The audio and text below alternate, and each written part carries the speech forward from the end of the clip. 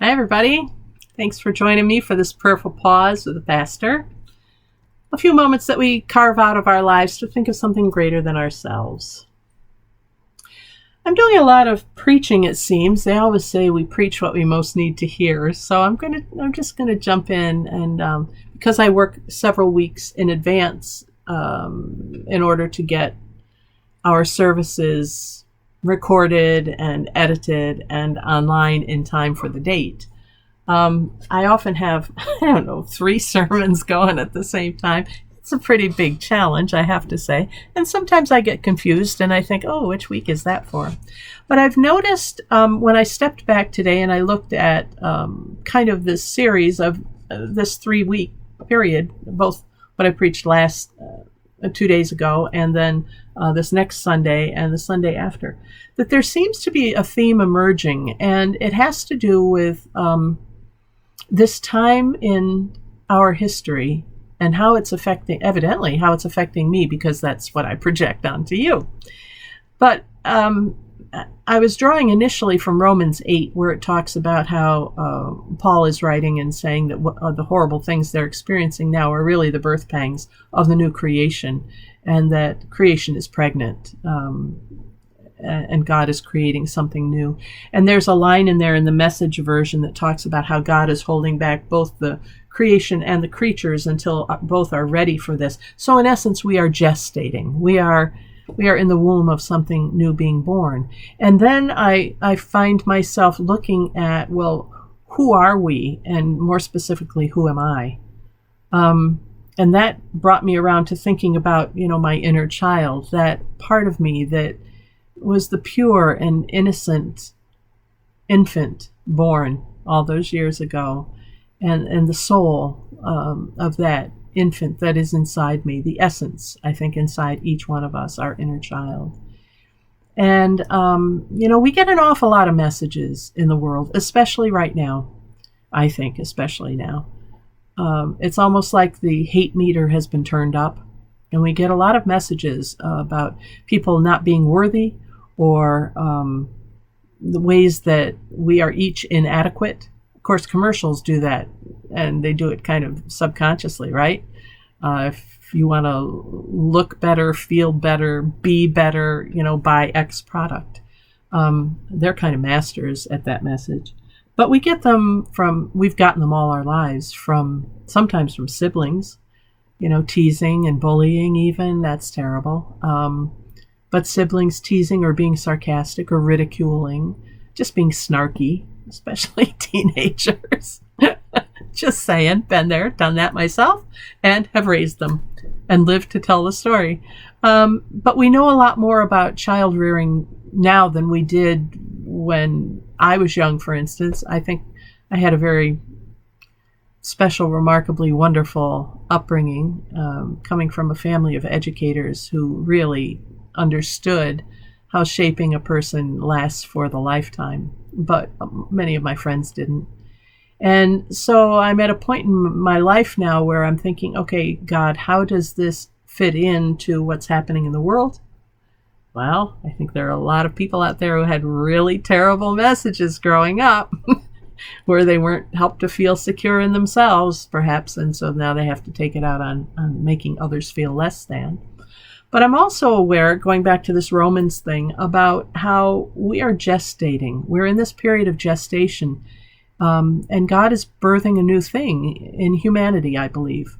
I think that everything we're going through in all of creation, the global warming, the melting ice caps, the hurricanes, the fires, I think that COVID has caused us to sequester and invited us to become part of that, an active part of that gestation. And what's supposed to happen when you're gestating? Well, you're supposed to be growing.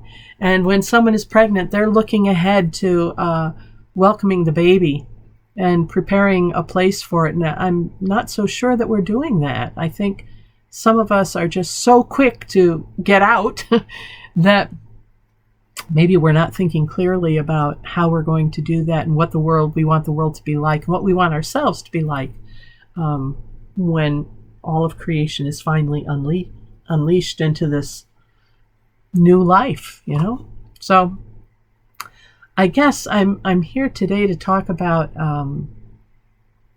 being gentle with ourselves. In a couple of weeks, you'll hear a sermon from me about referencing Jesus saying, "Let the children come unto me."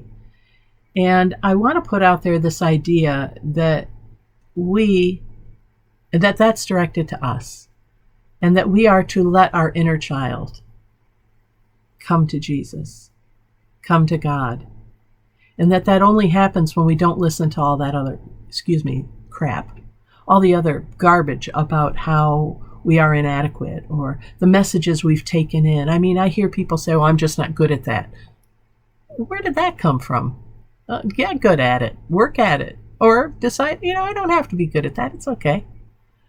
I think about me as a piano player. I'm probably the next worst pianist of all of the Swift children. I don't think my brother Dave, my late brother, studied piano at all. So I would say that probably he was worse than I. But I'm not that great. I'm better than some other people. I'm good enough to be a good public school music teacher and choral conductor. And I'm not anywhere near as good as my sister was, or my brother, and certainly not my sister-in-law, but I'm good enough. So I have to take my image of myself as a pianist, as a spiritual person, name it, whatever the thing is for you in your life. We're not going to be the best and we're not going to be the worst. We're going to be somewhere in between. But God loves us just the way we are. And nobody has the right to put us down for not being better. Because, I'm really good at other things that my other siblings, that's not their field, right? We have to find our own niche. Because God is birthing something new, and we've got to figure out, what do we want that new thing to be like? And the only way we can do that is if we understand who we are and whose we are, where we came from, where we're going, and we open ourselves up to grow in preparation for this birthing process. So I don't really know what the theme is today. Maybe it's growing, but it's protecting our inner child, I think, and undoing some of the damage that has been done to us over the years, either by, people thinking they were being funny and saying something sarcastic or witty that really hurt us. I mean, we remember those things. We remember the hurtful things said much easier than the complimentary things said, right? So I invite us today to try to find 2 or 3 things that we really like about ourselves. And then to dare to look at maybe something someone said at some point that was negative and let it go. And how do we let it go? I say a prayer for the person who said it. If I don't remember, I just say a prayer that, God, help me to let this go, because I know that's not who you created me to be. Want to try? Let's give it a shot. Thanks for watching this Prayerful Pause with the Pastor. I'm Pastor Deb Swift, South Presbyterian Church in Rochester, New York. Just trying to get myself ready for the new life by getting rid of the negative things that my inner child has taken on over the years. I invite you to do the same. Okay, everybody, we'll see you next time. Until then, God bless. Take care, and bye for now.